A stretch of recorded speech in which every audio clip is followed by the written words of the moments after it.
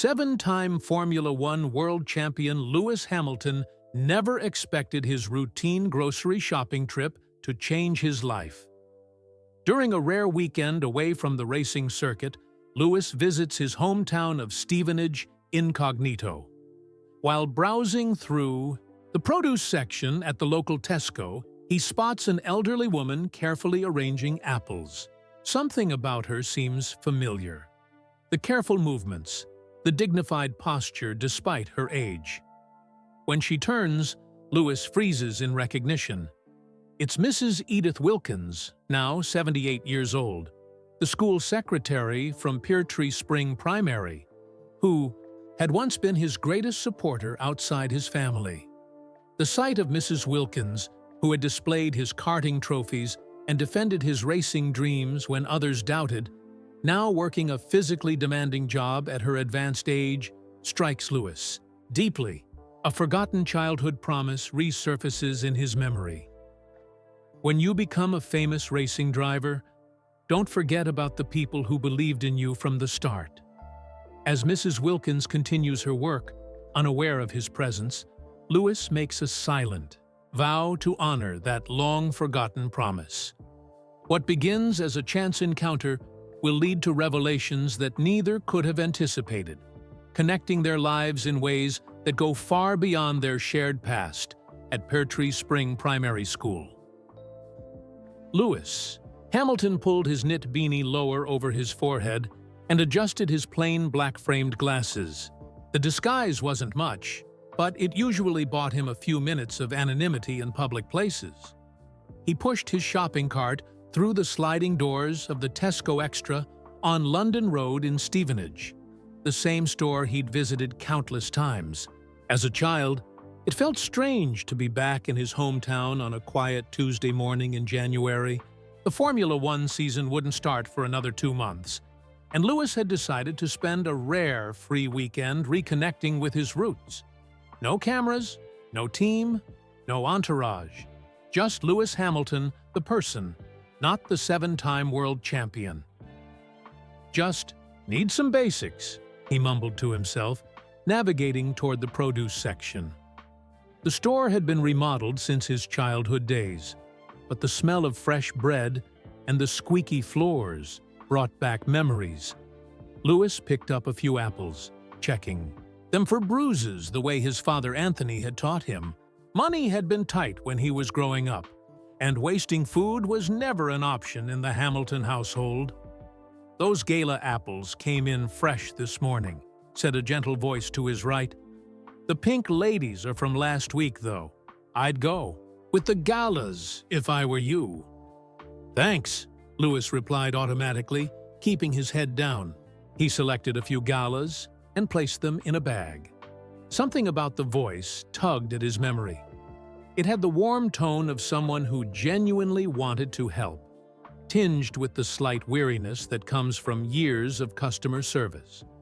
Lewis glanced sideways at the Tesco employee, an elderly woman with silver hair pulled back in a neat bun, carefully arranging fruit displays with arthritic but determined hands. She wore a standard blue Tesco uniform with a name tag that read Edith. There was something familiar in the careful way she aligned the apples, the small, satisfied nod when each row was perfect. Lewis froze, nearly dropping his bag of apples. Mrs. Wilkins.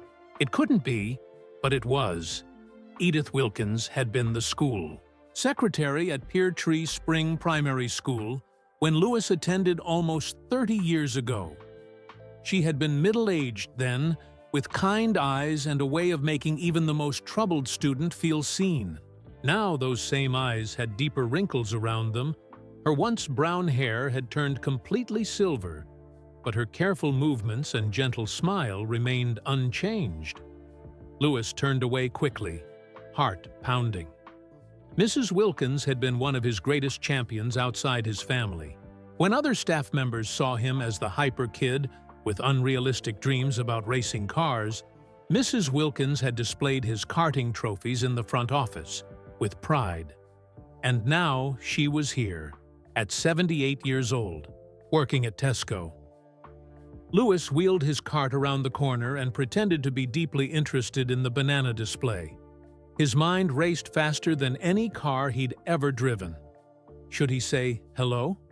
Would she even remember him? It had been nearly 30 years, after all.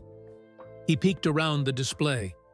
Mrs. Wilkins was helping an elderly man find the ripest pears, her patience evident in her posture and voice. Louis noticed her slightly stooped shoulders, the small wince when she reached for a higher shelf. She should be enjoying retirement, not working retail at her age. "You need anything else, love?"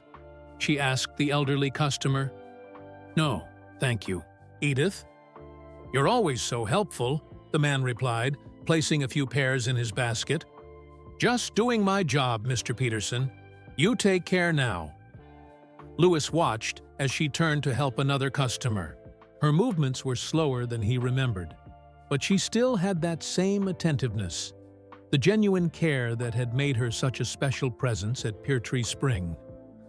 As a child, Louis had often escaped to Mrs. Wilkins's office during lunch breaks. When the bullying got bad, "They just don't understand your focus, Louis," she would say, while letting him sit quietly in the corner of her office. "Someday, they'll be watching you on their televisions."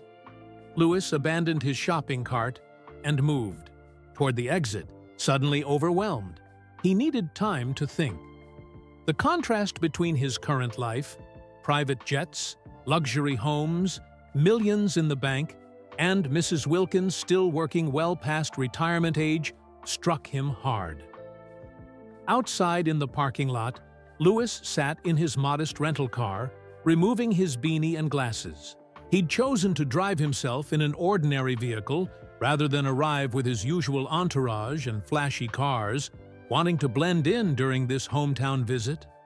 Through the glass doors, he could still see Mrs. Wilkins working, carefully arranging, produce displays, checking items for quality, helping customers with a smile that showed no hint of the fatigue she must feel. Louis started the car, but didn't drive away. He remembered a promise he'd made to Mrs. Wilkins when he was 10 years old, just after winning his first significant karting championship. "When you become a famous racing driver, don't forget about the people who believed in you from the start."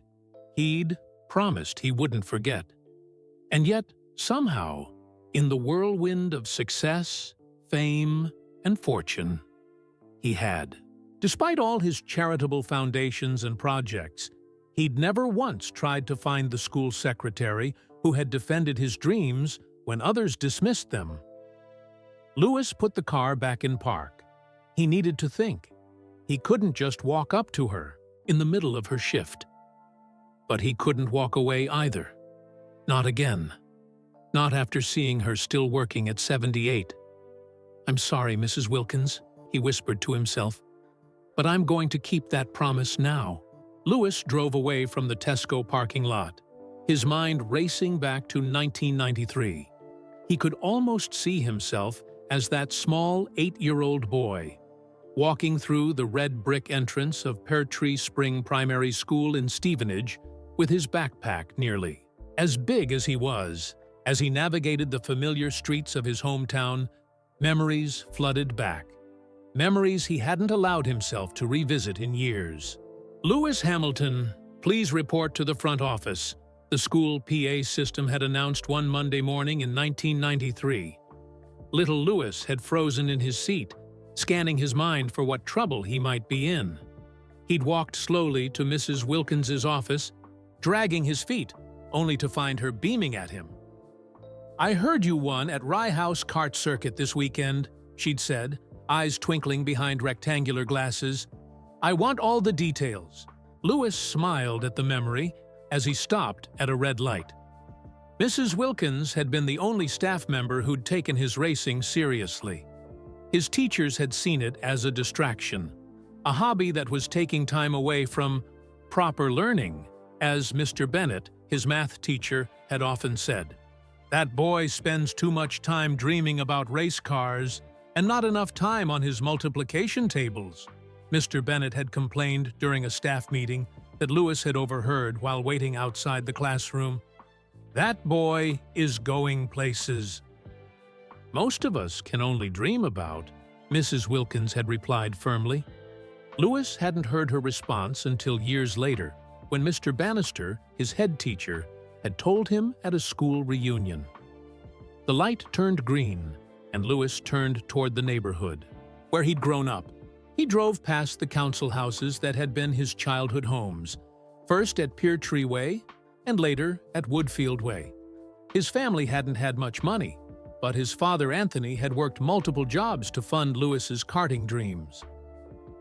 Lewis pulled over when he reached Rye House Kart Circuit. The track was closed today, but he got out of his car and stared through the fence. This was where it had all begun, where he'd first felt the thrill of racing, where he'd developed the skills that would eventually take him to Formula One. Mrs. Wilkins had asked him about every race. When he'd won, she'd typed up announcements to read over the PA system. When he'd lost, she'd let him sit quietly in her office during the lunch break, away from the other kids who sometimes teased him about his racing dreams. "Just a bad day, Lewis," she'd say, sliding a cup of hot chocolate across her desk. "Champions have bad days, too. That's what makes the good days special." Lewis remembered how she'd displayed his trophies in the glass cabinet in the school's front office. "But those are for sports teams," the PE teacher had objected. "Lewis is representing our school just as much as the football team," Mrs. Wilkins had insisted, making space among the football and netball trophies for Lewis's karting awards. Lewis got back in his car and drove toward Pear Tree Spring Primary School. He parked across the street, watching as children played in the same playground where he'd once raced around pretending to be Ayrton Senna. The bullying had started in year 4, when he was 9. Some kids had made fun of his darker skin. Others had laughed at his silly dream of becoming a Formula One driver. "You'll never be a racing driver," one boy had taunted. "There aren't any black F1 drivers." That day, Lewis had hidden in the bathroom, during lunch break, fighting back tears. Mrs. Wilkins had found him there. "Why aren't you eating lunch, Lewis?" she'd asked gently. "Not hungry," he'd mumbled. "Come sit in my office today," she'd offered. "I've got some filing you can help me with." That became their routine on bad days. Lewis would help Mrs. Wilkins sort papers, file documents, or organize the lost and found box. She never pressed him to talk. But somehow, he always ended up telling her about the mean comments or the doubts that plagued him. "People fear what they don't understand," she'd told him once. "And they don't understand your determination because they've never wanted anything as badly as you want this." Lewis smiled at the memory. Mrs. Wilkins had been right. None of those other kids had understood the fire that burned inside him, the absolute certainty that he was meant to race. He reached for his phone and dialed a familiar number. "Dad?" he said when Anthony Hamilton answered. "You'll never guess who I just saw at Tesco." "Who's that, son?" his father asked. "Mrs. Wilkins from Pear Tree Spring." "She's still working, Dad. At 78, she's working as a shop assistant. At Tesco." There was a pause on the line. "Dear Mrs. Wilkins," Anthony said finally, his voice warm with recognition. "She was always so good to you. Remember how she used to come to your races sometimes?" Lewis sat up straighter. "She came to my races? I don't remember that." "Just local ones, when you were very young. She'd stand off to the side, not wanting to intrude on family time. But she was there, cheering you on." Lewis felt a lump form in his throat. "I had no idea. She believed in you when a lot of people didn't," Anthony said quietly, "including some teachers who thought I was pushing you too hard." The memory hit Lewis like a physical force. When he was 10, he'd arrived at school on a Monday morning to find Mrs. Wilkins dealing with an angry parent. He'd waited outside her office, and through the half-open door, he'd overheard a teacher complaining to her. "Anthony Hamilton is pushing that boy too hard with this racing nonsense. It's not healthy. Someone should say something." Mr. Hamilton is supporting his son's extraordinary talent, Mrs. Wilkins had responded firmly. "Lewis has a gift, and his father is making sacrifices you and I cannot imagine to nurture that gift. Instead of criticizing, perhaps we should be finding ways to support them both." Lewis had never told his father about that conversation. Sitting in his car now, looking at his old primary school, Lewis felt a wave of gratitude wash over him. "Dad, I need to do something for her. She shouldn't be working at her age." "What are you thinking, son?" Anthony asked. Lewis watched a young boy race across the playground, arms outstretched like airplane wings. "I don't know yet," he admitted, "but I'm going to figure it out." After ending the call with his father, Lewis remained parked outside Peartree Spring Primary School. The afternoon bell rang, and children began pouring out of the building, their excited voices carrying across the playground. Parents waited at the gates, some chatting with each other, others checking watches and phones. It was a scene that hadn't changed in decades.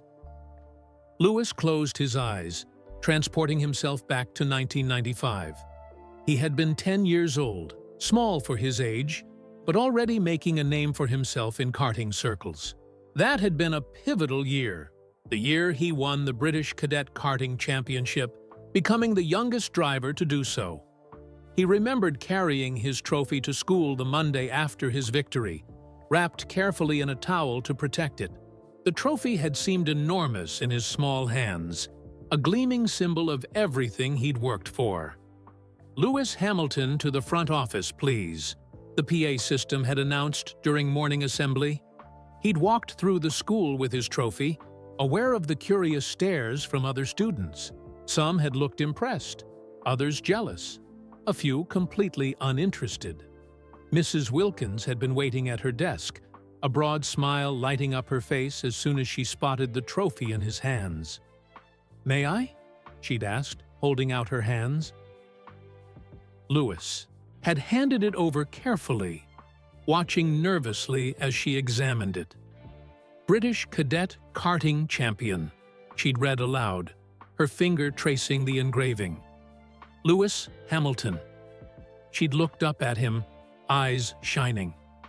"I knew you could do it." "Really?" he'd asked. "Of course," she'd replied without hesitation. "You have something special, Lewis. I've been watching you race for 2 years now, and I've never seen anyone with your focus." "You've watched me race?" Mrs. Wilkins had nodded. "Your father doesn't know this, but I've been to several of your races. I stay out of the way. I don't want to intrude on family time, but I wouldn't miss seeing our school champion for the world." Lewis hadn't known what to say. His teachers tolerated his racing, but none had ever shown real interest. "This needs to go in our trophy cabinet," Mrs. Wilkins had declared, standing up from her desk. "Front and center." "But Mr. Phillips says the cabinet is for school team trophies," Lewis had pointed out, referring to the PE teacher. "Mr. Phillips isn't in charge of the trophy cabinet," Mrs. Wilkins had replied with a wink. "I am. And you, Lewis Hamilton, are representing this school every time you get behind the wheel of your cart." Together, they had walked to the glass cabinet in the main corridor. Mrs. Wilkins had unlocked it and rearranged several trophies to create a space right in the middle. The football trophies, the netball awards, and the athletics medals had all been shifted to make room for Lewis's championship cup. "Perfect," she'd said, stepping back to admire it. "How long can it stay?" Lewis had asked. "Until you bring me an even bigger one," Mrs. Wilkins had replied with a smile.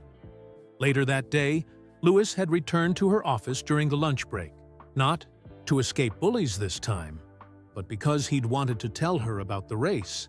He described every lap, every overtake, every strategic decision. Mrs. Wilkins had listened attentively, typing notes on her computer as he spoke. "What are you typing?" he'd finally asked. "Your announcement for tomorrow morning," she'd said. "Everyone should know about your achievement." The next morning, Mrs. Wilkins's voice had come over the PA system. "Good morning, Pear Tree Spring. I'd like to announce a special achievement by one of our students. This weekend, Lewis Hamilton of Year 6 became the youngest ever British cadet karting champion. His trophy is displayed in our main corridor. Please congratulate Lewis when you see him." At break time, several teachers had stopped to shake his hand. Even Mr. Bennett, his skeptical math teacher, had offered a gruff, "Well done." Some students who had previously teased him now looked at him with newfound respect. After school that day, Lewis had returned to Mrs. Wilkins's office to thank her. "You didn't have to do all that," he'd said shyly. "Yes, I did," she'd replied, firmly. "People need to understand that what you're doing is extraordinary." Mrs. Wilkins had then opened her desk drawer and taken out a newspaper clipping. "I saved this for you," she'd said, handing it to him. It was a small article from the local paper about his championship win, with a tiny black and white photo of Lewis holding his trophy. "They spelled your name right," Mrs. Wilkins had pointed out. "That's important. One day, your name will be in much bigger newspapers." "Do you really think so?" Lewis had asked. "I know so," she'd replied. "Formula One won't know what hit it when Lewis Hamilton arrives."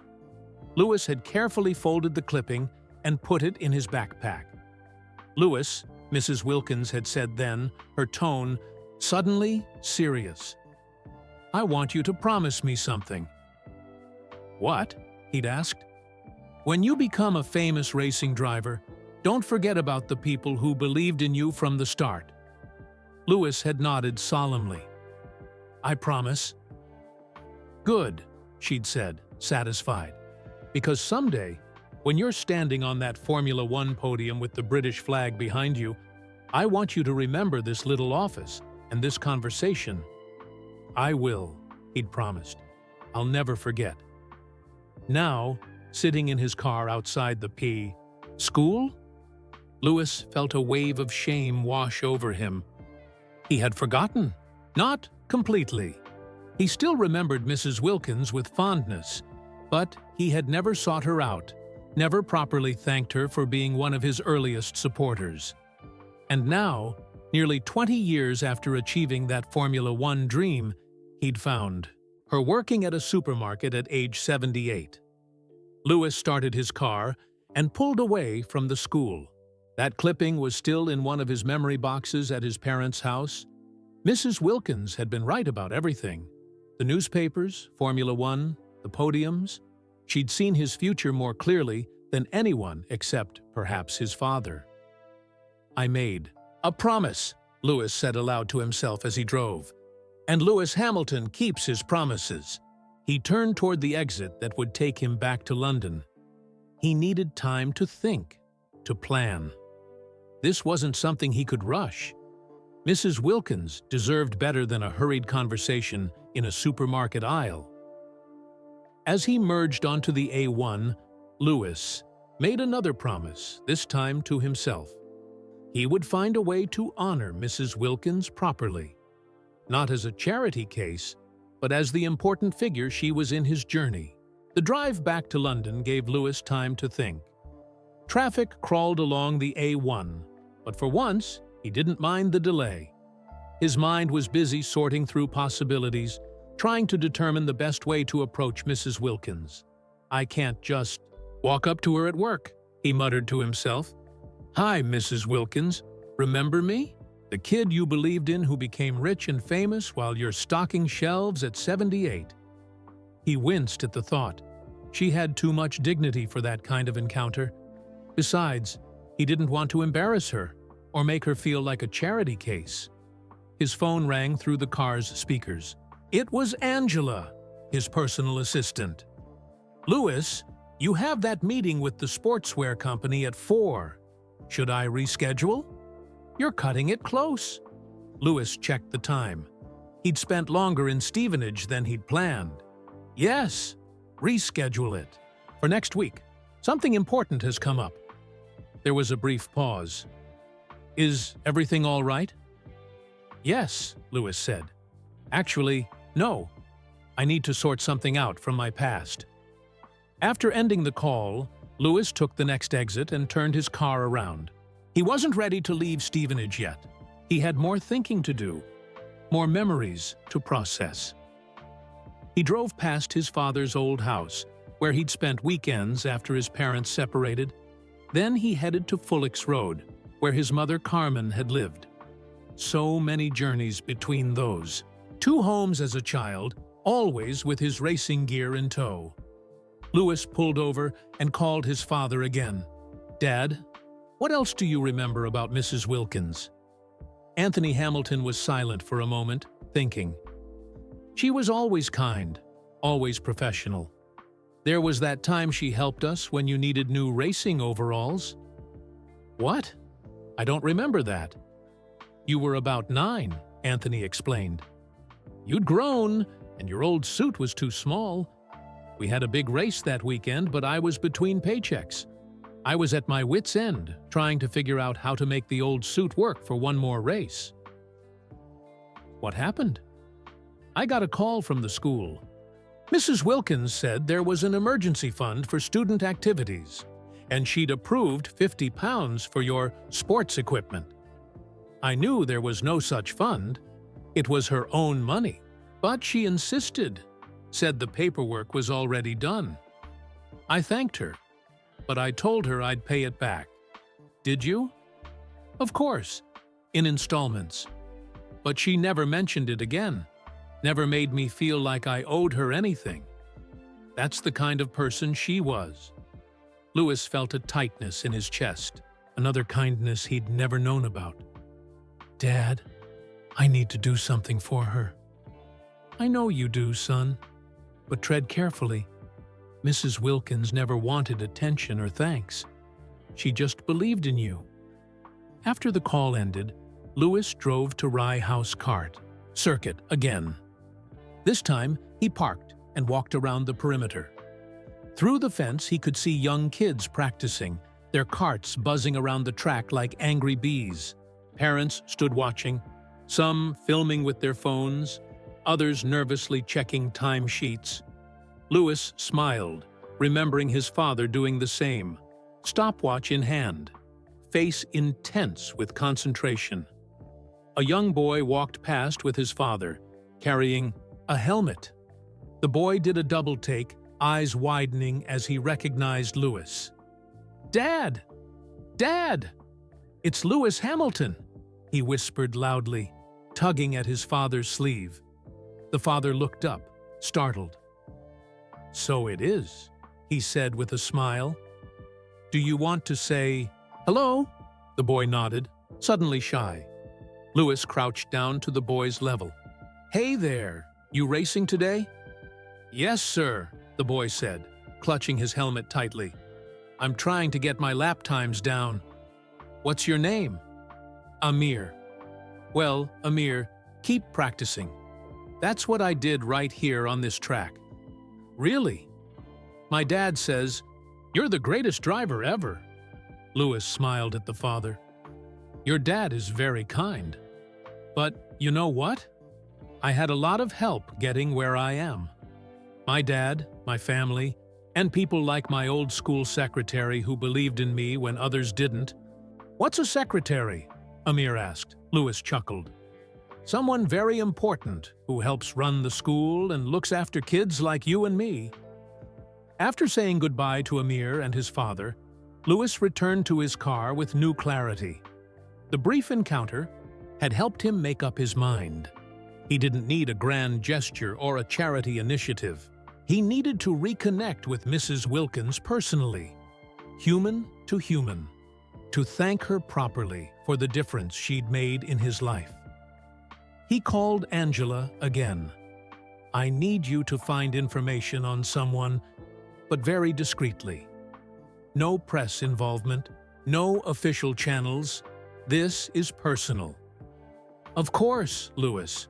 Who are we looking for? Edith Wilkins. She was the school secretary at Peartree Spring Primary when I attended. She's now working at the Tesco Extra on London Road in Stevenage. She must be around 78 years old. What kind of information do you need? Her situation. When she retired from the school? Why she's still working? Her home address? Any family? But Angela, this has to be handled with absolute respect and privacy. No one can know I'm looking into this. I understand. I'll be careful. Thank you. And clear my schedule for the next few days. I'm staying in Stevenage a bit longer. Lewis ended the call and drove to the hotel where he'd booked a room under a pseudonym.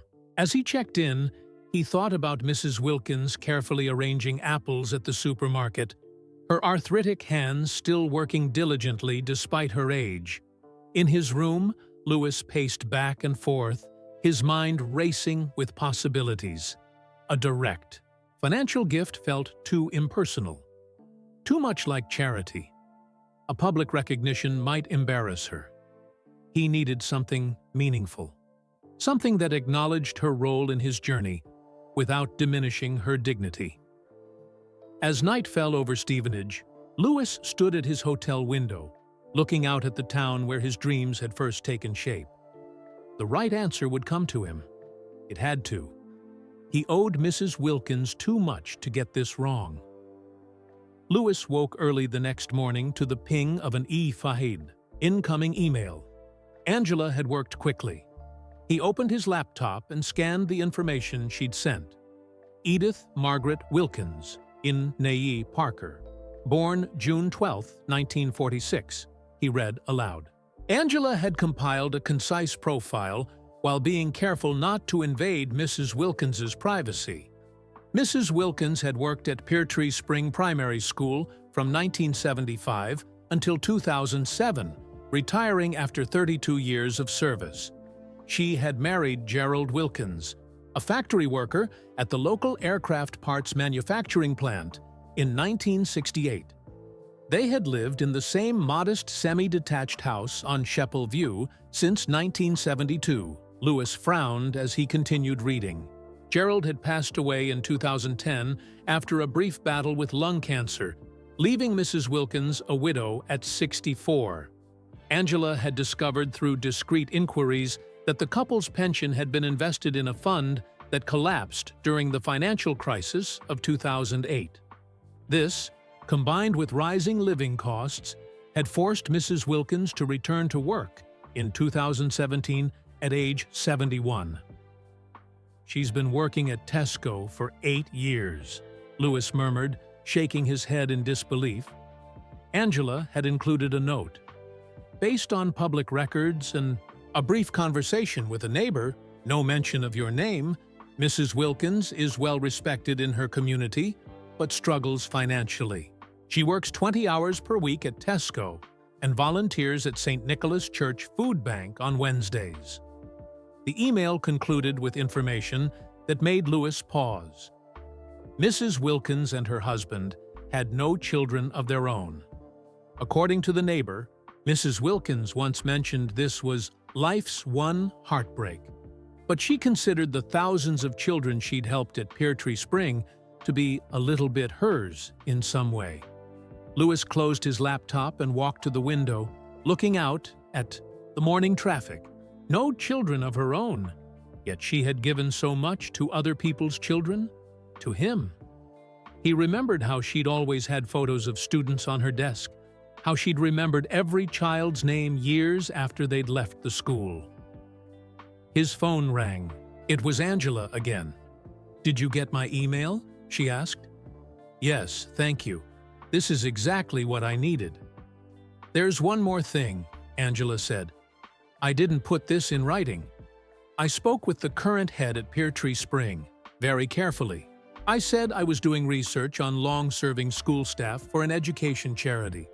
She mentioned that Mrs. Wilkins still attends the school's Christmas concert every year. She sits in the back row, same seat, and brings homemade shortbread for the staff afterward. Louis smiled.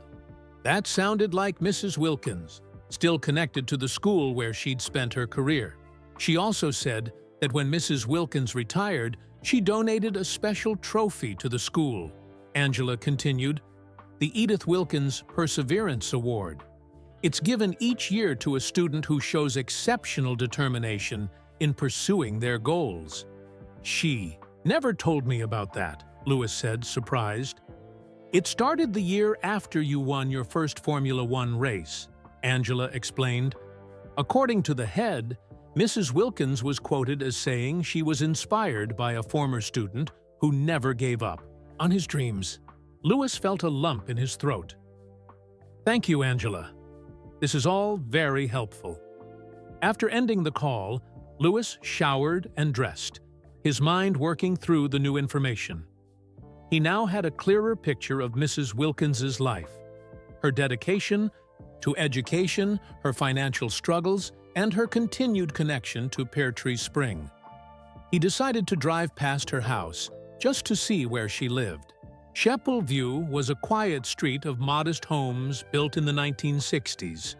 Louis parked across from number 27, a well-maintained semi-detached house with a small front garden. The paint on the door and window frames was fresh, the garden tidy but simple, a few rose bushes, some lavender, and a small bird feeder hanging from a tree. It was a dignified home, cared for by someone who took pride in what she had, even if it wasn't much. As Louis watched, the front door opened and Mrs. Wilkins emerged, dressed in her Tesco uniform. She locked the door carefully, checked it twice, then walked slowly to the bus stop at the end of the street. Louis slumped down in his seat, not wanting to be seen. Mrs. Wilkins stood straight at the bus stop, her silver hair neatly styled, her uniform pressed. Even in her late 70s, facing a day of physical work that would exhaust someone half her age, she carried herself with dignity. When the bus arrived, Louis noticed how the driver greeted her by name and waited patiently as she climbed aboard. Once the bus had gone, Louis sat in his car, thinking. He now knew that Mrs. Wilkins lived alone, had no children, and was working because of financial necessity. But he'd also learned that she remained connected to the school and the community, still giving her time and energy to others despite her own challenges. This wasn't a woman who wanted pity. This was a woman who deserved respect, and perhaps a chance to see that her years of believing in a young boy's dreams had truly made a difference in the world. Louis made another call, this time to Mr. Bannister, his old head teacher from Pear Tree Spring. Now retired himself, Mr. Bannister answered on the third ring. Hello? Mr. Bannister, this is Louis Hamilton. We met at a school reunion a few years ago. There was a pause. Louis Hamilton? Well, I never. Of course I remember you, my boy. 7-time world champion now, isn't it? Remarkable. Thank you. Sir, I'm calling about Mrs. Wilkins, your former school secretary. Dear Mrs. Wilkins, she's the backbone of Pear Tree Spring, even in retirement. How can I help? I saw her yesterday working at Tesco. She's 78, Mr. Bannister. The warmth in Mr. Bannister's voice faded. Yes, I know. It's not right, is it? But she's too proud to accept help. Gerald's pension wasn't enough after he passed, and her own isn't much better.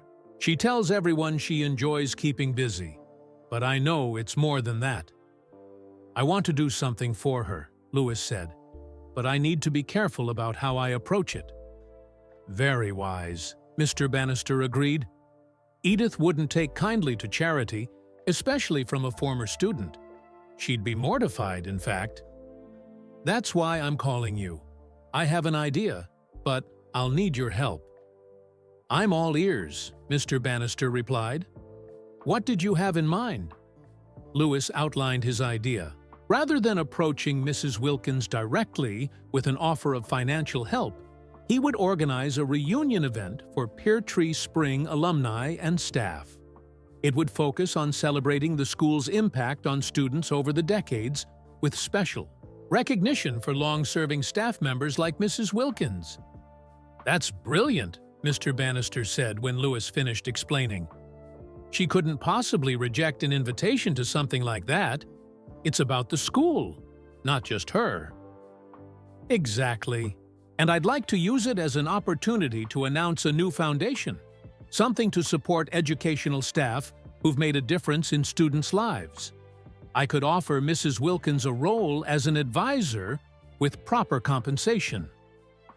"A job, not charity," Mr. Bannister noted with approval. She'd be more likely to accept that. They talked for another half hour, working out details.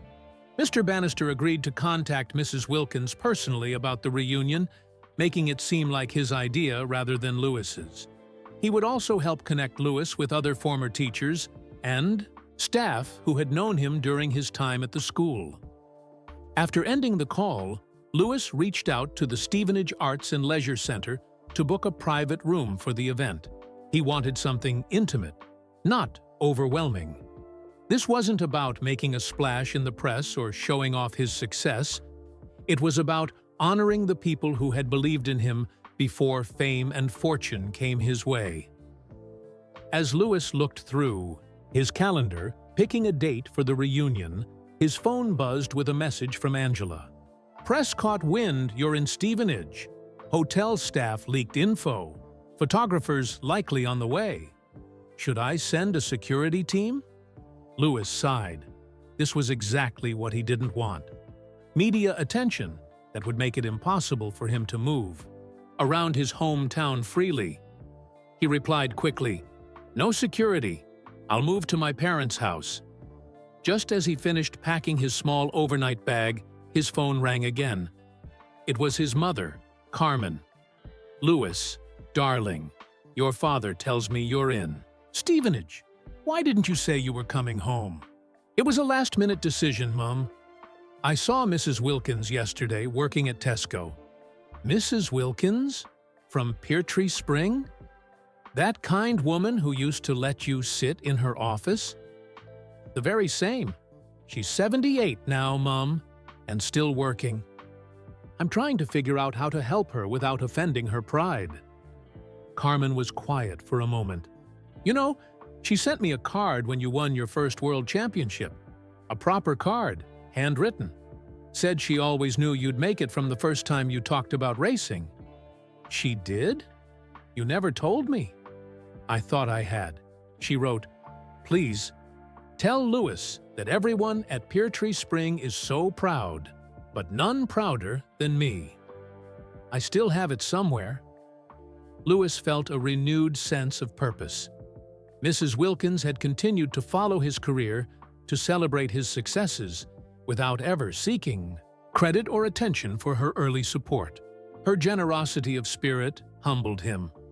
"I'm organizing a reunion, Mum, for people from Peartree Spring who helped me along the way. I want to do something for Mrs. Wilkins, but it needs to be handled carefully." "She won't accept charity," Carmen said immediately. "She's too proud." "I know. That's why I'm approaching it differently. I'm creating a foundation to support educational staff who make a difference in students' lives. I want to offer her a role as an advisor." "That might work," Carmen agreed. She'd be perfect for something like that, identifying other teachers and staff who go above and beyond. Lewis checked out of his hotel through a side entrance, avoiding the photographers Angela had warned about. He drove to his parents' house, where he'd be able to work on his plans without interruption. Over lunch with his mother, Lewis refined his idea for the reunion and the foundation. He wanted everything to feel genuine and thoughtful, not rushed or flashy. "You need to be careful about how you present this," Carmen advised. "If it seems like you're singling Mrs. Wilkins out for charity, she'll walk straight out the door." "I know, Mum." That's why I'm framing it as a reunion first, with the foundation announcement coming later. And I want other former staff members there too, so she doesn't feel like it's all about her. That afternoon, Lewis contacted a small event planning company in London that he'd worked with before. He trusted them to be discreet and to create the kind of understated, meaningful event he envisioned. No red carpet, no champagne fountains, no press, just a warm gathering of people who had been part of his early journey. Next, he called his financial advisor to begin setting up the Hamilton Educational Support Trust. The focus would be narrow and specific, providing supplemental income and support to retired or near-retirement educational staff who had made exceptional differences in students' lives. The application process would be straightforward, the benefits substantial but not excessive. Most importantly, those selected would be invited to share their expertise as mentors and advisors, making their continued employment meaningful, not just financial. By evening, Lewis had made significant progress. The reunion was scheduled for 2 weeks' time, giving Mr. Bannister enough time to contact Mrs. Wilkins and other former staff members. The foundation paperwork was underway, with a clear mission statement and funding structure. Lewis sat in his childhood bedroom, surrounded by his old racing posters and trophies. His mother had kept everything, turning the room into a time capsule of his early dreams. On the desk sat a small framed photo he hadn't noticed earlier, a group shot from Pear Tree Spring, with a much younger Mrs. Wilkins standing proudly beside a row of children. Lewis picked it up, studying her face, the same kind eyes that had looked out for him when he needed support. "I won't get this wrong," he promised the photo. "I owe you too much for that." 3 days later, Mr. Bannister stood on the doorstep of 27 Sheppel View, straightening his tie nervously. He hadn't seen Edith Wilkins socially in nearly a year, though they occasionally bumped into each other at the supermarket or church events. He rang the doorbell and waited, rehearsing the speech he'd prepared. Mrs. Wilkins opened the door, surprise lighting up her face. "Robert!" What a lovely surprise! She was dressed in a simple floral blouse and navy skirt, her silver hair neatly styled as always. "Hello, Edith. I hope I'm not disturbing you." "Not at all. Please, come in. I just put the kettle on." Mr. Bannister followed her into the small but immaculate living room. Photos lined the walls, mostly of her late husband, Gerald, and various school groups from her years at Pear Tree Spring. He noticed one framed newspaper clipping about Lewis Hamilton's first Formula One victory. "Tea? Or, I have instant coffee," Mrs. Wilkins offered. "Tea would be lovely, thank you." As she busied herself in the kitchen, Mr. Bannister noticed how slowly she moved, wincing slightly when reaching for the cups in the upper cabinet. Yet her home was spotless, her appearance dignified. She was clearly determined to maintain her standards despite her age and the physical toll of her job. When she returned with the tea tray, Mrs. Wilkins settled into her armchair with a small sigh. "Now then, what brings you by? Not that I'm not delighted to see you." Mr. Bannister took a sip of tea, gathering his thoughts. "Actually, Edith, I'm here with a proposition. Some of us former Pear Tree Spring staff have been talking about organizing a small reunion. Nothing extravagant. Just an evening to catch up with colleagues and some of our more memorable students." Mrs. Wilkins's eyes lit up. "What a lovely idea. When are you thinking?" 2 weeks from Saturday, at the Arts and Leisure Center. We've booked a private room." He set his cup down carefully. "I'm reaching out to several of our former students who've gone on to interesting careers. I thought they might enjoy reconnecting with the teachers and staff who knew them before they became successful." "Anyone I might remember?" Mrs. Wilkins asked, reaching for a biscuit. Mr. Bannister tried to sound casual. "A few. James Mackenzie, who's now a surgeon, Sarah Patel, who works for the BBC, and I believe Lewis Hamilton might stop by, if his schedule permits. Mrs. Wilkins's hand froze halfway to her mouth. Lewis? Our Lewis? The very same. His father says he's been feeling nostalgic lately, wanting to reconnect with his Stevenage roots. Mrs. Wilkins set her biscuit down, her eyes distant. I saw him on television just last month. Monaco Grand Prix, wasn't it? Hard to believe he was once that small boy sitting in my office, talking about racing cars. He mentioned you specifically. You know, Mr. Bannister said, watching her reaction carefully. When I spoke with him recently about school memories. Did he? Mrs. Wilkins seemed genuinely surprised. That's very kind of him to remember an old school secretary. You were. Much more than that to many of our students, Edith, especially Lewis. Mrs. Wilkins waved her hand dismissively. I just did my job. He was the one with the extraordinary talent and determination. So you'll come to the reunion? Mrs. Wilkins hesitated. I'm not sure. I work Saturdays at Tesco. Surely you could switch shifts just this once?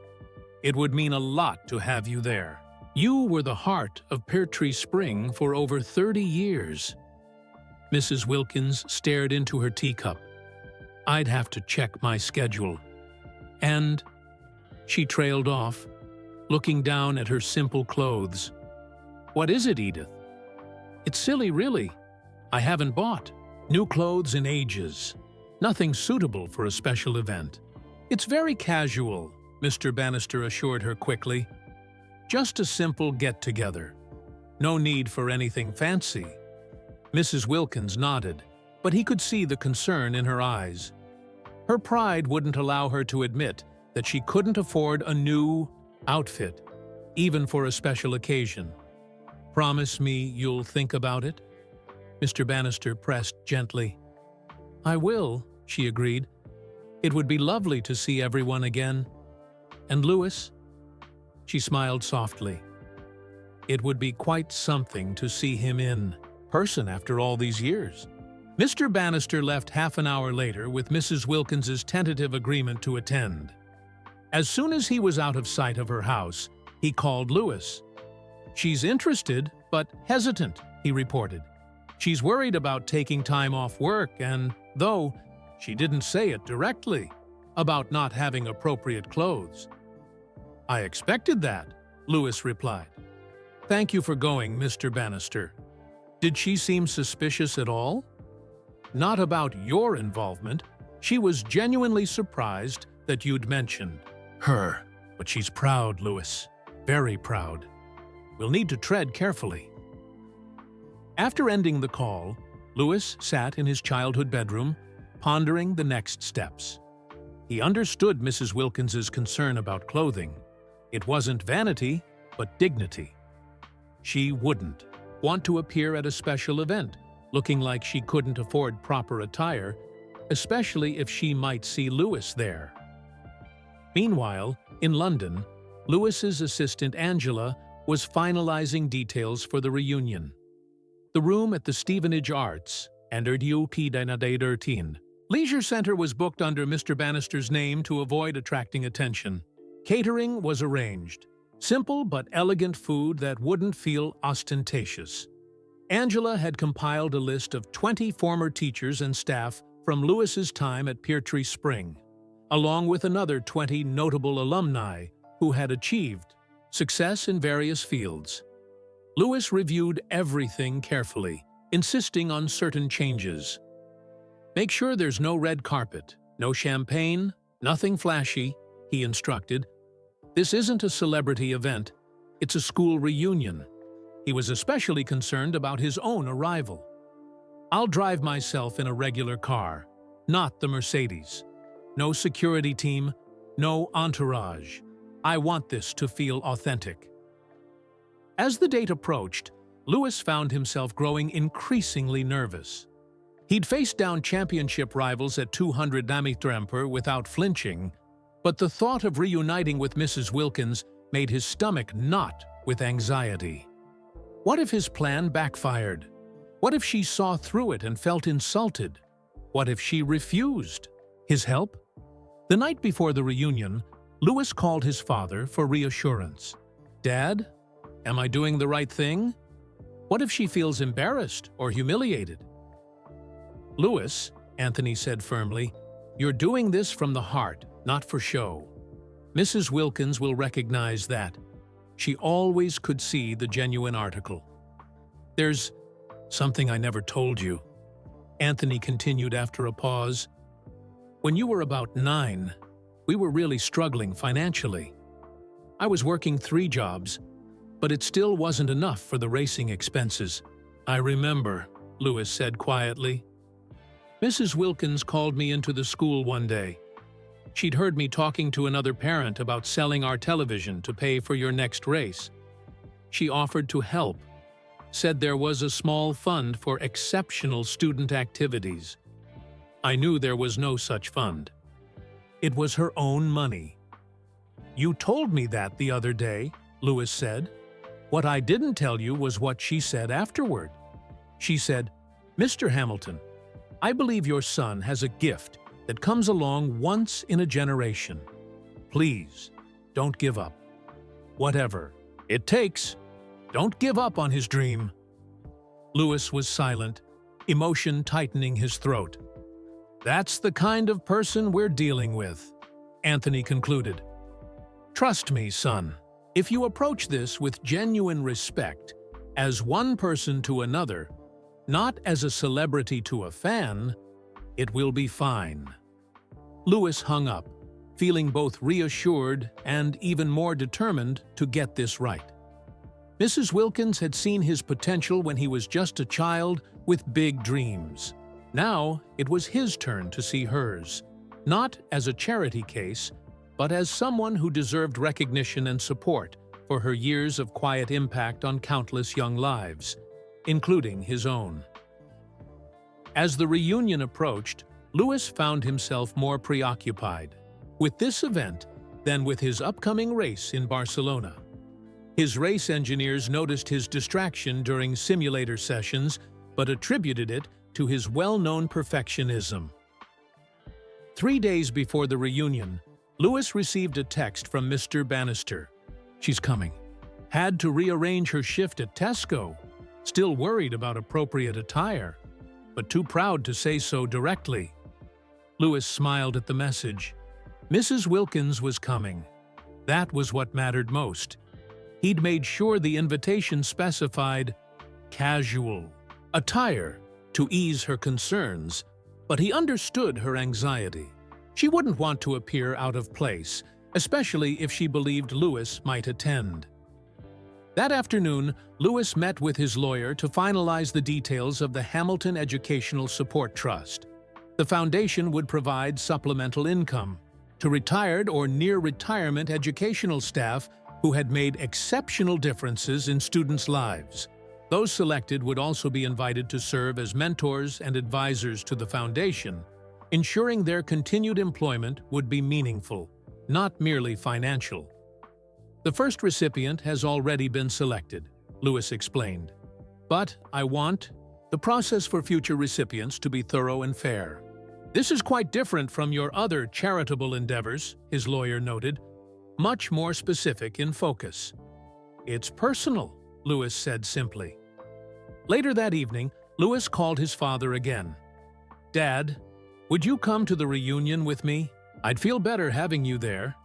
Anthony agreed immediately. "Of course. I'm looking forward to seeing Mrs. Wilkins again myself. It's been years." "Thanks, Dad.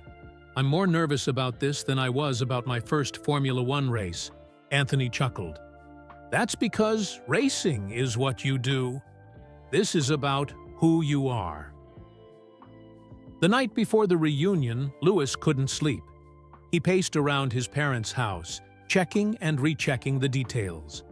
The guest list included 15 former teachers and staff from Pear Tree Spring, and 25 notable alumni who had achieved success in various fields, from medicine to arts to business. None were as famous as Lewis, which was intentional. He didn't want to outshine everyone else. Angela had arranged for subtle Peartree Spring memorabilia to be displayed around the venue. Old school photos, newspaper clippings about student achievements, and a timeline of the school's history. Lewis had been clear that his own achievements should be represented but not dominant. "Are you sure you don't want to arrive in one of your cars?" Angela had asked earlier that day. "The McLaren or the AMG? It would make quite an impression." "That's exactly what I don't want," Lewis had replied firmly. "I'm going as Lewis Hamilton the person, not Lewis Hamilton the racing driver. I'll drive Dad's car." Now, as midnight approached, Lewis sat in his childhood bedroom, holding an old shoebox he'd found in his closet.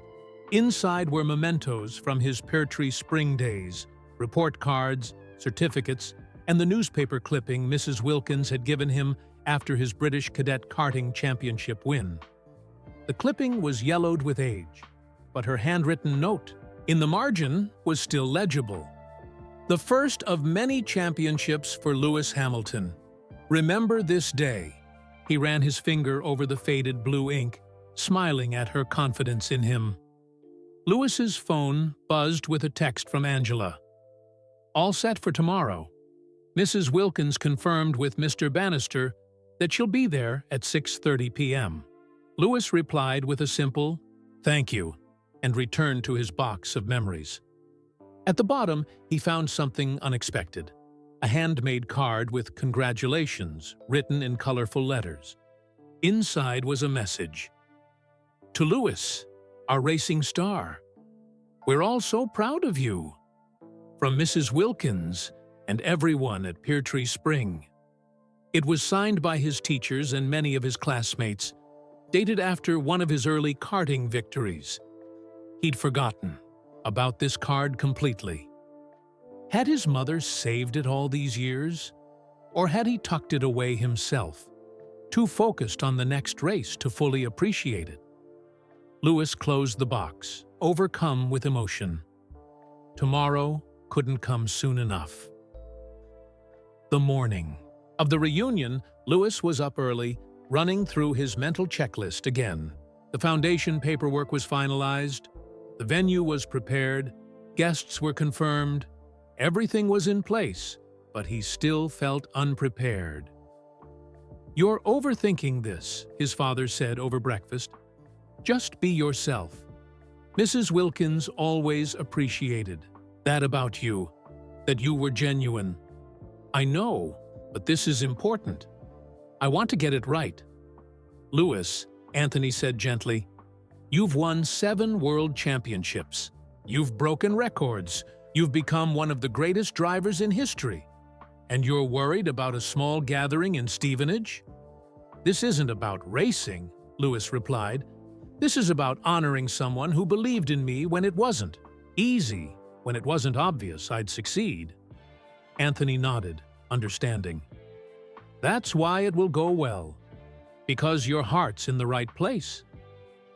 Lewis spent the afternoon helping his mother prepare a special dish for the reunion. Carmen had insisted on making her famous Caribbean-style chicken for the event, saying it was more personal than catered food. "Mrs. Wilkins always asked about our family recipes," Carmen recalled as they worked in the kitchen. "She said she loved how our culture came through in our food. She even asked me for my curry chicken recipe once, said she wanted to try making it for her husband." These small details about Mrs. Wilkins, her interest in her students' cultures, her thoughtfulness, her support that extended beyond school hours, continued to reinforce Lewis's determination to honor her properly. By late afternoon, Lewis was dressed in a simple but well-tailored navy suit with no tie. He'd chosen to dress nicely but not ostentatiously, respectful but not flashy. As he prepared to leave for the venue, he felt the same focused calm that settled over him before a race. "Ready, Dad?" he called downstairs. Anthony appeared in a suit as well, looking distinguished with his salt and pepper hair. "Ready. Your mom will meet us there with the food."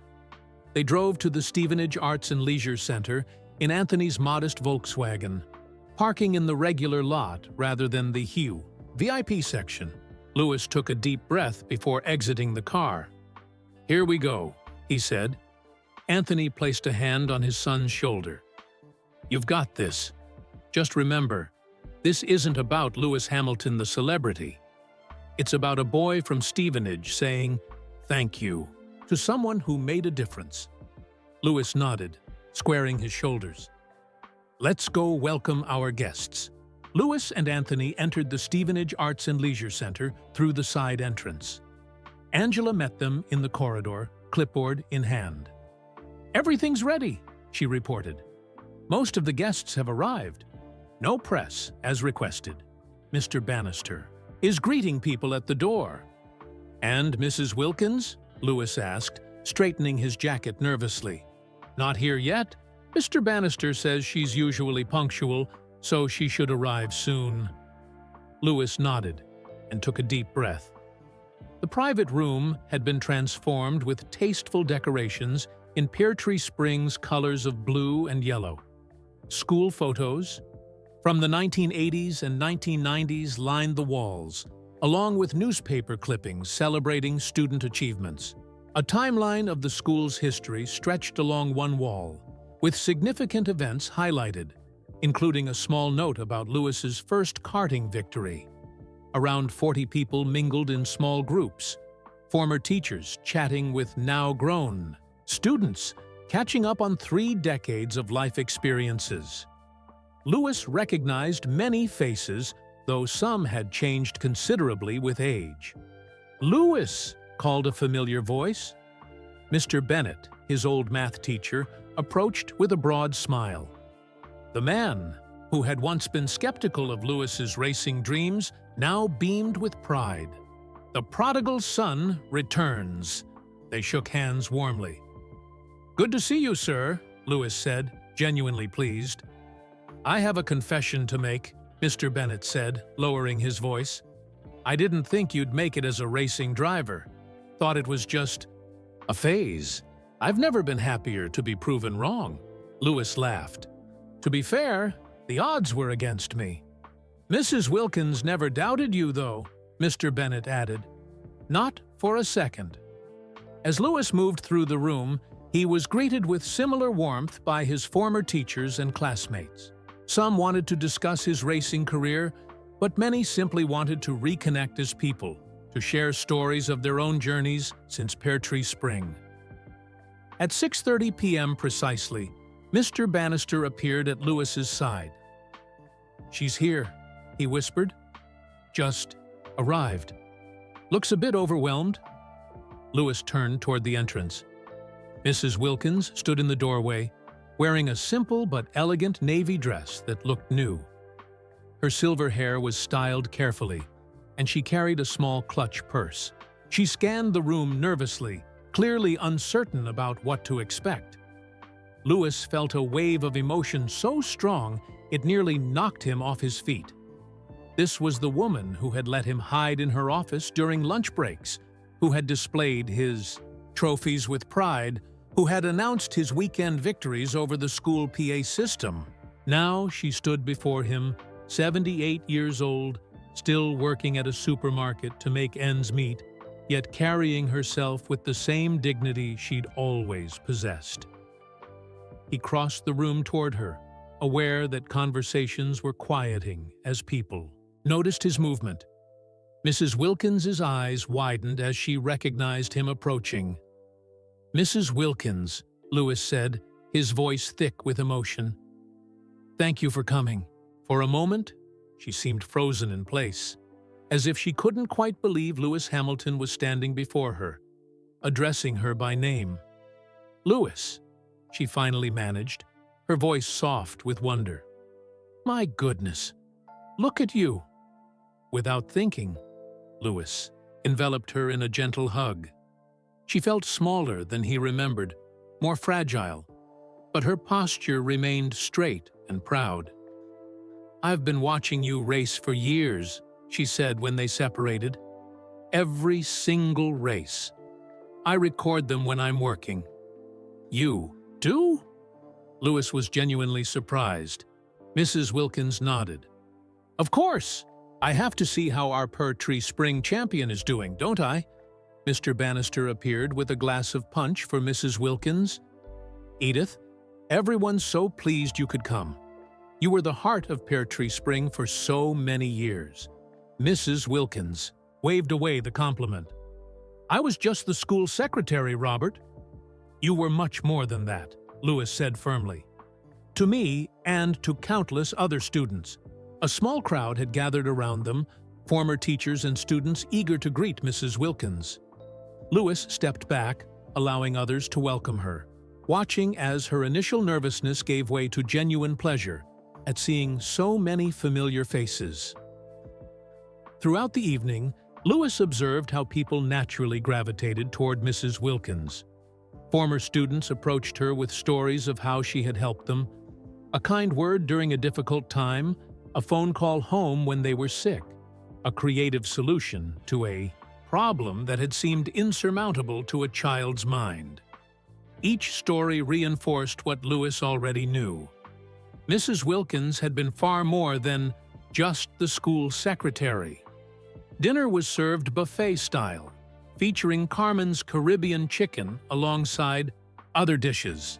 Louis made sure Mrs. Wilkins was comfortably seated at a table with Mr. Bannister and several other former staff members before filling his own plate. As the meal wound down, Louis prepared for the speech he'd planned. He had practiced it repeatedly, wanting to get the tone exactly right. Appreciative, but not patronizing. Generous, but not embarrassing. Mr. Bannister tapped his glass for attention. "If I could have everyone's attention for a moment," he called. The room quieted. "Thank you all for coming tonight.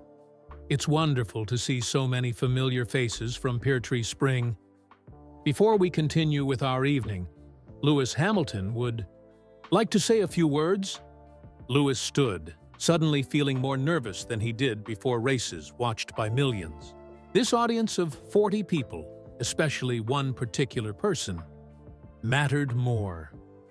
"Thank you all for coming tonight," he began. "When I was a student at Pear Tree Spring, I had big dreams. Dreams that many people thought were unrealistic for a boy from Stevenage.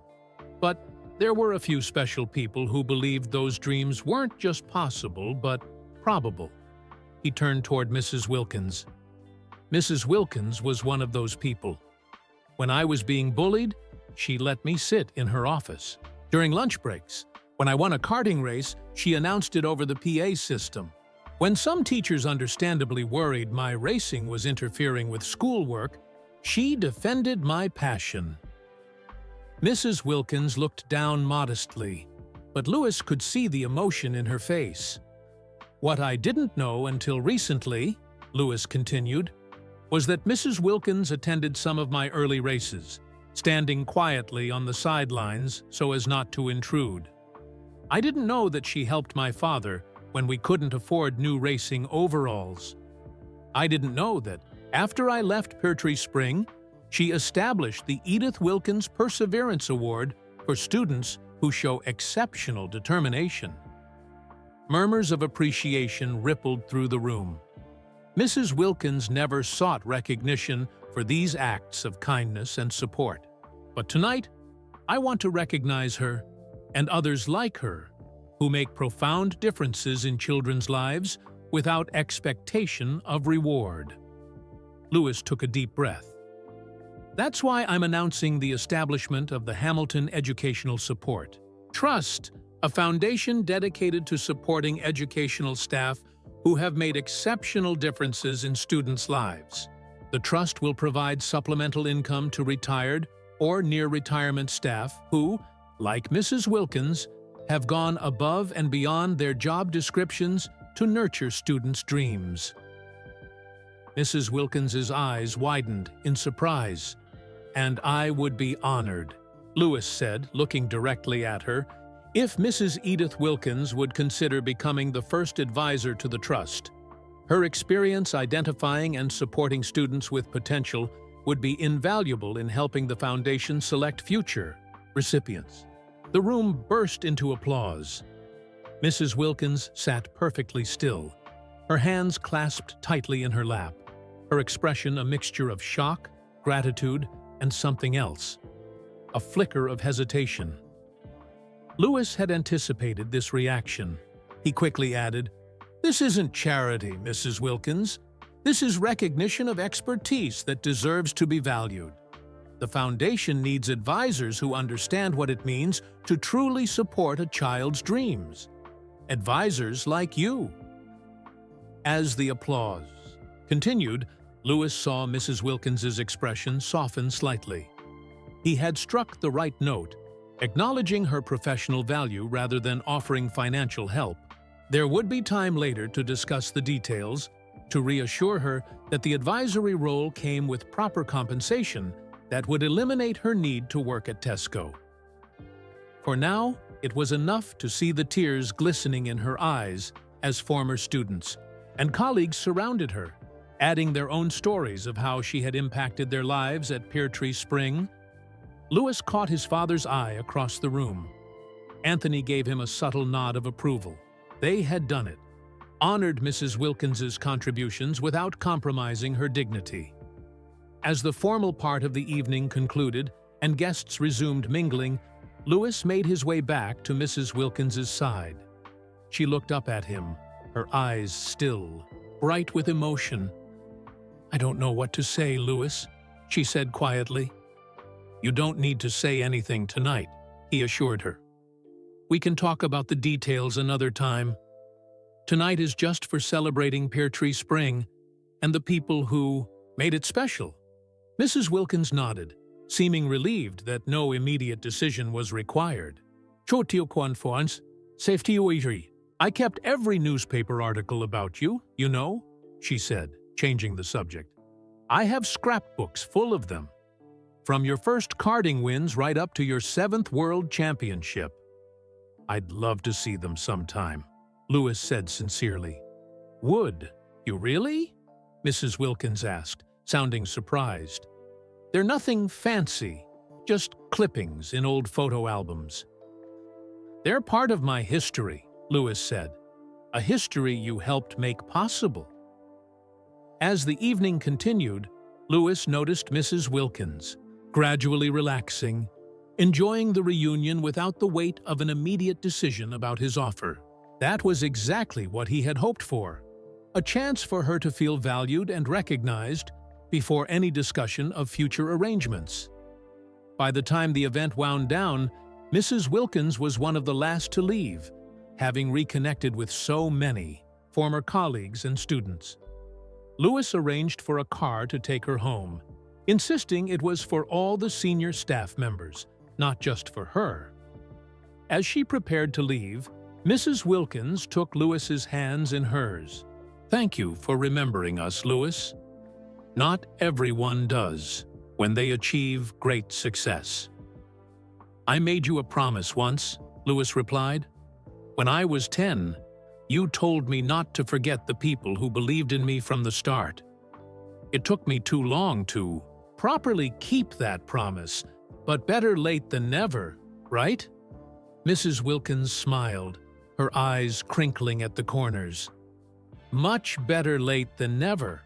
2 days after the reunion, Lewis sat in Mrs. Wilkins's small living room, a cup of tea in his hand and a photo album open on the coffee table between them.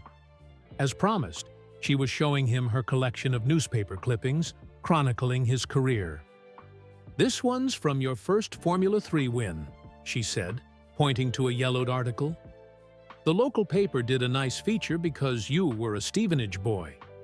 Lewis studied the image of his younger self, barely out of his teens, already focused on the ultimate goal of Formula 1. "I remember that race. It was raining, and everyone was struggling with grip. Except you," Mrs. Wilkins said proudly. "The article mentioned how you seemed to dance on the wet track, while others were sliding off." They turned the page together, moving through the years of his career. His move to Formula One, his first podium, his first win, his championship seasons. Mrs. Wilkins had documented it all, carefully preserving each milestone in these simple albums. "This must have taken hours," Lewis said, genuinely moved by the extent of her collection. "It gave me something to do in the evenings after Gerald passed," she admitted. "I'd watch your races, then save the articles the next day. It made me feel connected to something positive." Her home told its own story. Simple furnishings, well-maintained but dated. Photos of her husband Gerald on the mantelpiece, knickknacks collected over decades. Everything spotlessly clean but worn with age. "Mrs. Wilkins," Lewis began carefully, "I'd like to talk more about the foundation and the advisory role." She nodded, closing the album. "I thought you might. I've been thinking about your offer, Lewis. It's not charity," he said quickly. "Your experience would be invaluable in identifying the kind of educators who make a real difference in students' lives." "I understand that," she replied, her voice gentle but firm. "But I need to know more about what you're proposing before I can consider it." Lewis laid out his vision for the Hamilton Educational Support Trust. The foundation would provide supplemental income to retired or near-retirement educational staff who had made exceptional differences in students' lives. Those selected would also be invited to serve as mentors and advisors, reviewing applications and sharing their expertise. As an advisor, you'd work from home, reviewing nominations and applications, Lewis explained. The position comes with a proper salary, enough that you wouldn't need to continue at Tesco. Mrs. Wilkins was quiet for a moment, absorbing the information. "That's very generous, Lewis, but I'd need to feel I was truly earning my way. I've worked all my life. I wouldn't know how to accept something that felt like a handout." "That's exactly why I want you involved," Lewis said earnestly. "You understand the difference between support and charity. You'd help make sure the foundation maintains that distinction." Mrs. Wilkins sipped her tea, considering. "Tell me how you came to find me at the supermarket. It can't have been a coincidence." Lewis explained his unexpected visit to Stevenage, his shock at seeing her working at Tesco, and his realization that he had forgotten the promise he'd made as a child. "I remembered how you believed in me when others didn't," he said. "How you gave me a safe space when I was being bullied. How you celebrated my victories when they were just small local races that no one else cared about." Mrs. Wilkins smiled at the memories. "You were special, Lewis. I knew it the moment you first talked about racing. You had a clarity of purpose most adults never achieve." They talked for nearly 2 hours. Mrs. Wilkins shared stories of her 32 years at Peartree Spring, the thousands of children she'd watched grow up, the changes in education she'd witnessed. She spoke of her husband Gerald's death after 42 years of marriage, and how the financial crisis had decimated their modest investments just when they needed them most. "The pension isn't enough with prices these days," she admitted. "I went back to work at 71. Not where I expected to be at this stage of life, but there's dignity in work, isn't there?" "Absolutely," Lewis agreed. "But there's also dignity in being recognized for the difference you've made." Mrs. Wilkins looked down at her hands, spotted with age but still strong. "I took the Tesco job because I needed to pay the heating bills, but I've stayed because it gives me purpose, a reason to get up in the morning. Since Gerald died, the quiet can be deafening sometimes." Lewis nodded, understanding. This wasn't just about financial security. It was about meaningful engagement. "The IT foundation work would give you purpose too," he said. "You'd be helping other educational staff like yourself get the recognition and support they deserve. And you'd be connecting with students again, even if indirectly." "I've missed that," Mrs. Wilkins admitted. The students were always the best part of the job. As they continued talking, Louis learned more about Mrs. Wilkins's daily life. She worked 20 hours a week at Tesco, arranged in short shifts to accommodate her arthritis. She volunteered at the church food bank on Wednesdays. She attended Pear Tree Springs Christmas concert each year and maintained friendships with several former colleagues. Despite working well beyond retirement age, she never complained. Instead, she expressed gratitude for her health, her home, her memories, and her ability to still contribute. "I've been fortunate in many ways," she said, pouring them both more tea. "I had a loving marriage. I had a career I found meaningful. I've known thousands of wonderful children."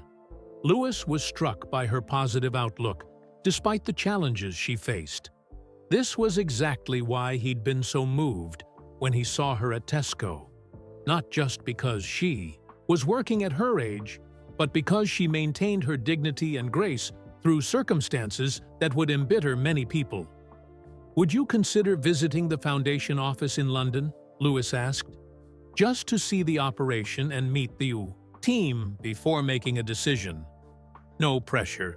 Mrs. Wilkins hesitated. "I don't get to London much these days. The train fare—" "I'd arrange transportation," Louis said. "A driver would pick you up and bring you home, the same as we'd do for any potential advisor." This seemed to ease her concern. "I suppose I could do that. I have Tuesday off next week." "Perfect. I'll have Angela make the arrangements." As their conversation wound down, Louis asked about her most memorable students over the years. "There were so many," Mrs. Wilkins said, her eyes growing distant with memories. "The troubled ones often stayed with me the most, the ones who needed extra support. There was a girl in the early 1980s, Sophie, who'd lost her mother and stopped speaking entirely for a year. She'd sit in my office during lunch, just drawing pictures. Eventually, she started whispering to me, then talking. She's a therapist now, helping children through trauma." "You had that kind of impact on many children, didn't you?" Louis said. "I tried," she replied simply. "Some needed more than others." "You didn't need much, Louis. You had such drive naturally. You just needed someone to acknowledge that your dream wasn't foolish." "That made all the difference," Louis said sincerely. "Oh, knowing that an adult, someone other than my parents, truly believed I could do it." Before leaving, Louis asked about her plans for the following weekend. "Oh, just the usual," Mrs. Wilkins said. "I work Saturday morning, then do my shopping. Sunday is church. Then I usually watch whatever race is on." "Is it Azerbaijan next?" "Yes," Louis confirmed, touched that she knew his schedule. "Would you watch it if you knew I was getting the best seats ready for you to attend in person whenever you'd like?" Mrs. Wilkins laughed, a bright, genuine sound. "Lewis Hamilton, are you offering to fly an old lady to racetracks around the world?" "Just throwing it out there," he said with a grin. "The invitation is open anytime." As Louis prepared to leave, Mrs. Wilkins walked him to the door. "I still can't quite believe this is happening," she said. "That little boy, with the big dreams, standing in my living room as a 7-time world champion." "I'm still that same kid in many ways," Louis said, "just with better cars." Mrs. Wilkins reached up and patted his cheek, a gesture so maternal it caught him by surprise. "No, you're not. You're a man who remembers where he came from. That's something special, Louis." Louis left with a promise to call before Tuesday's visit to the foundation. As he drove away from Sheppel View, he felt a sense of purpose stronger than anything he'd experienced in years. This wasn't about charity or easing his conscience. It was about honoring someone who had made a genuine difference in his life, and potentially helping her make a difference in the lives of many more. Tuesday morning arrived with perfect spring weather. Lewis arranged for a car service to pick up Mrs. Wilkins and bring her to the Foundation's temporary offices in London. He had purposely chosen a comfortable but not ostentatious car, a Mercedes E-Class rather than a flashy sports car that might make her uncomfortable. Lewis was waiting outside when the car pulled up. Mrs. Wilkins stepped out, dressed in a simple but elegant outfit, a light blue blouse and navy skirt that looked newly purchased. Lewis wondered if she had spent some of her limited funds on new clothes for this visit, and the thought both touched and troubled him. "Mrs. Wilkins," he greeted her warmly. "Thank you for coming." "Thank you for the car," she replied. The driver was very kind, though I could have taken the train, you know. "This was easier to arrange," Lewis said diplomatically. "Besides, all our advisors get transportation as part of their role." He led her inside the building, a converted townhouse in a quiet London street. The Foundation was still in its early stages, with just 4 full-time staff members besides Lewis. The space was professional but not luxurious, exactly the tone Lewis wanted to set. "This is Angela, my personal assistant, who's helping establish the Foundation," Lewis introduced. "And this is Marcus, who will oversee the day-to-day operations." Mrs. Wilkins shook hands with each person, her manner warm but formal. "A pleasure to meet you all. Lewis has told me about the important work you're planning." Over the next 2 hours, the team walked Mrs. Wilkins through the Foundation's mission, structure, and plans. They showed her sample applications and the criteria they were developing to identify deserving recipients. Lewis was careful to seek her input throughout, making it clear that her expertise was truly valued. "What do you think about the selection? Criteria?" he asked as they reviewed the draft documentation. "Is there anything we're missing?" Mrs. Wilkins studied the papers thoughtfully. "I think you need to look beyond the obvious candidates, the teachers who win awards or get recognition. Sometimes it's the support staff who make the biggest difference in children's lives. The lunch ladies who make sure a child doesn't go hungry. The caretakers who notice when a student is hiding in the toilets to avoid bullies." "That's exactly the kind of insight we need," Marcus said, making notes. "Would you be willing to help us refine these criteria?"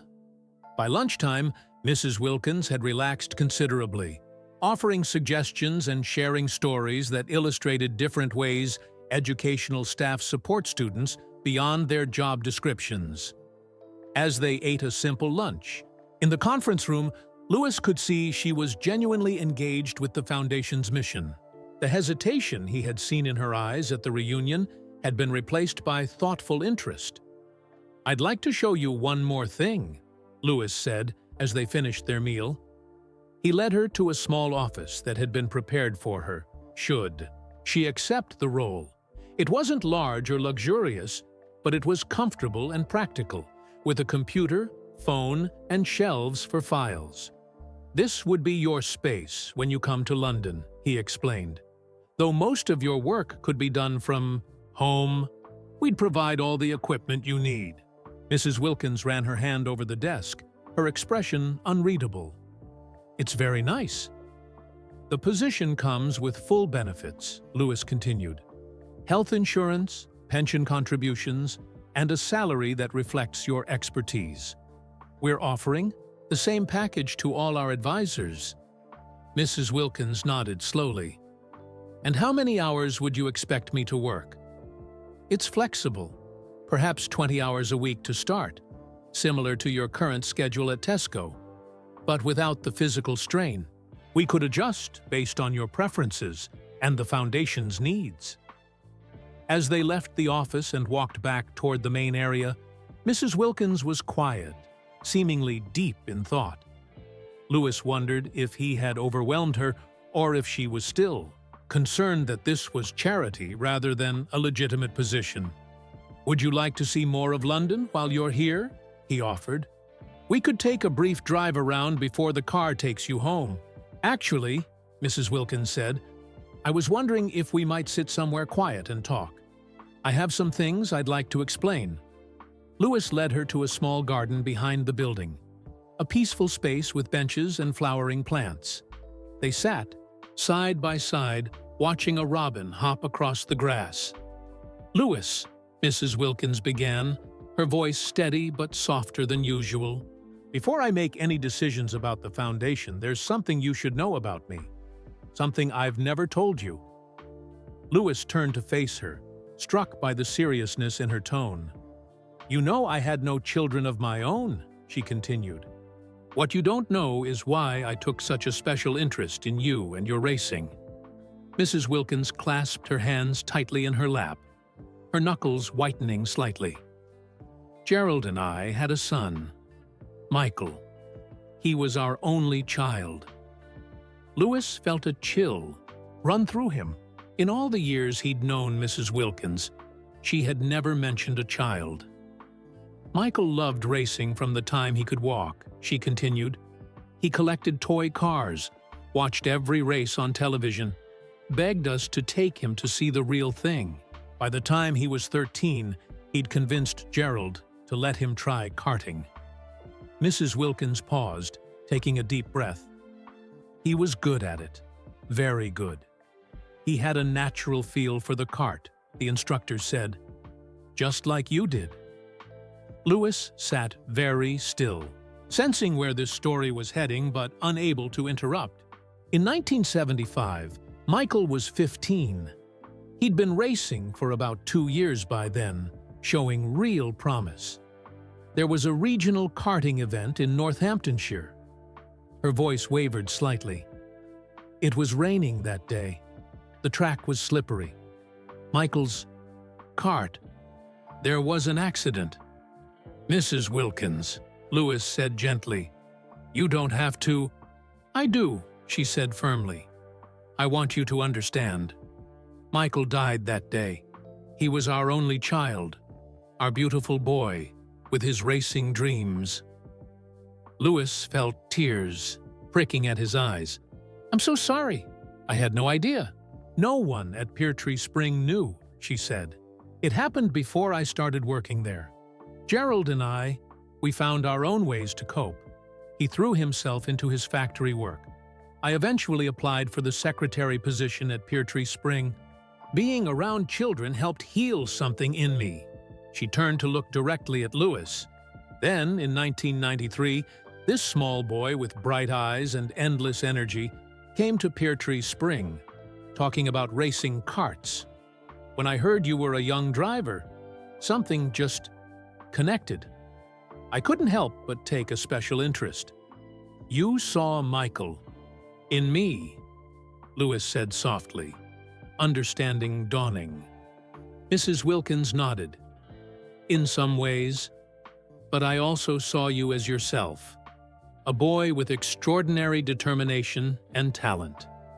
When other teachers worried about your racing, I understood it in a way they couldn't. I knew the joy it brought you because I'd seen that same joy in Michael." Lewis was silent, processing this revelation. Mrs. Wilkins had supported his dreams not just out of kindness, but because she was helping another young racer achieve what her son never could. "I hope you don't think it strange," she said, misinterpreting his silence. "I never saw you as a replacement for Michael, but supporting your racing dream helped heal something in me that had been broken for a very long time." "It's not strange at all," Lewis assured her, reaching out to take her hand. "It's beautiful. You took your own tragedy and turned it into something positive. Support for a child who needed it." Mrs. Wilkins smiled sadly. "When you started winning bigger races, I felt such pride. Not because I'd had anything to do with your talent. That was all you and your father's hard work. But because I'd been able to offer some small encouragement when others doubted." "It wasn't small," Lewis said firmly. "It made all the difference. Having you believe in me gave me confidence when I needed it most." They sat in silence for a few moments, the weight of her revelation settling between them. "I've kept Michael's racing memorabilia," Mrs. Wilkins said finally. "His helmet, his gloves, some photos and trophies. I couldn't bear to part with them, but I've never shown them to anyone outside the family. Perhaps someday I could show you." "I'd be honored," Louis said sincerely. As the afternoon light began to fade, Louis walked Mrs. Wilkins back to the waiting car. This conversation had changed something fundamental between them, deepened their connection in a way he hadn't anticipated. "About the foundation position," Mrs. Wilkins said as they reached the car, "I'd like to accept, on one condition." "What's that?" Louis asked. "That you let me volunteer for the first 3 months. If, after that time, you still believe I'm bringing value to the foundation, then we can discuss a proper employment arrangement." Louis started to protest, but something in her expression stopped him. This wasn't about money. It was about dignity, about knowing her contribution was genuinely needed, not just a pretext for financial support. 3 months, he agreed, but with transportation provided from the start. "And I want you to let me know if the schedule becomes too demanding." Mrs. Wilkins nodded, satisfied with the compromise. "Thank you, Louis. Not just for this opportunity, but for remembering a promise made by a 10-year-old boy so many years ago." As the car pulled away, taking Mrs. Wilkins back to Stevenage, Louis stood on the pavement, still processing everything he had learned. The story had come full circle in a way he never could have imagined. Mrs. Wilkins had supported his racing dreams because of the racing dreams she had lost with her son. He walked back into the foundation building, more determined than ever to make this initiative meaningful, not just for Mrs. Wilkins, but for all the unsung heroes in schools who shaped children's futures through small acts of kindness and belief. 2 months later, Louis was in Monaco, preparing for the upcoming race when his phone rang. It was Mrs. Wilkins. "Louis? I hope I'm not disturbing you before your race weekend." "Not at all," he assured her, smiling at the sound of her voice. "How are things at the foundation?" "Wonderful," she replied, and he could hear the genuine enthusiasm in her tone. "We've identified 3 potential recipients for the first round of support. I think you'll be pleased with the selections." In the 8 weeks since her visit to London, Mrs. Wilkins had thrown herself into the foundation work with remarkable energy. She had developed a comprehensive evaluation system for applicants, drawing on her decades of experience in education. Despite her insistence on volunteering, she worked as diligently as any paid staff member, reviewing applications and conducting phone interviews with candidates and their references. "I've handed in my notice at Tesco," she added. "My last day is Friday." Louis felt a wave of satisfaction. "That's great news, Mrs. Wilkins. How do you feel about it?" "Bittersweet," she admitted. "I've made friends there. But this foundation work, it gives me purpose, Louis. Real purpose. I'm helping identify people who've done for other children what I tried to do for you. Their lives will change because of your work," Louis said. "Just like mine did because of yours." After they discussed foundation business for a few more minutes, Mrs. Wilkins paused. "There's something else, Louis. I've been thinking about what you said regarding Michael's racing things." "Yes?" "I'd like to show them to you when you're next, in England. They've been in boxes in the spare room for so long. It's time they saw the light of day again." "I'd be honored," Louis said sincerely. They ended the call with plans to meet after the European racing schedule concluded. Louis returned to his race preparations with renewed focus, knowing that Mrs. Wilkins would be watching from her living room in Stevenage, just as she had for years. The Hamilton Educational Support Trust officially launched the following month, with Mrs. Wilkins finally accepting the paid position of Senior Advisory Consultant. The first 3 recipients, a school lunch supervisor who had mentored troubled girls for 30 years, a librarian who ran special reading programs for dyslexic students, and a caretaker who had coached athletics after hours for disadvantaged children. Each received financial support that allowed them to retire from physically demanding work while continuing to mentor others in their areas of expertise. Mrs. Wilkins thrived in her new role. Working primarily from home, but visiting London twice monthly, she developed training programs for schools to better recognize and support staff members who made unique contributions to students' development. Her decades of observing the school system from the secretary's desk gave her insights that more traditional educators often missed.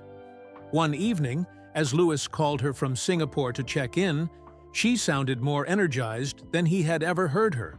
"I'm writing a guide for school administrators," she told him excitedly. "Ways to identify and nurture student passions that might not fit the standard curriculum. I'm calling it Beyond the Classroom." "That sounds perfect," Lewis said, smiling at how far they had come from that chance encounter in Tesco just a few months earlier. "None of this would have happened if you hadn't kept your promise," Mrs. Wilkins said softly.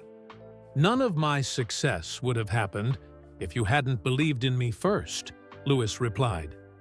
Their conversation turned to the Foundation's future plans, but Lewis found himself reflecting on the journey that had brought them to this point. A school secretary who had channeled her own loss into supporting a young boy's dreams. A racing champion who had never forgotten where he came from. And between them, a promise kept that had come full circle to create new beginnings for them, both. That's all, folks. This heartwarming story about Lewis Hamilton reconnecting with Mrs. Wilkins, the school secretary who believed in his dreams long before he became a champion, has come to an end. Where are you listening from today? Drop a comment below. If you enjoyed this story, please hit that like button and subscribe to our channel for more inspiring content. Share this video with friends and family to spread kindness and awareness about the unsung heroes who shape our lives in powerful ways. Who was the Mrs. Wilkins in your life? I'd love to hear your stories in the comments section. Thanks for listening, and I'll see you in the next video.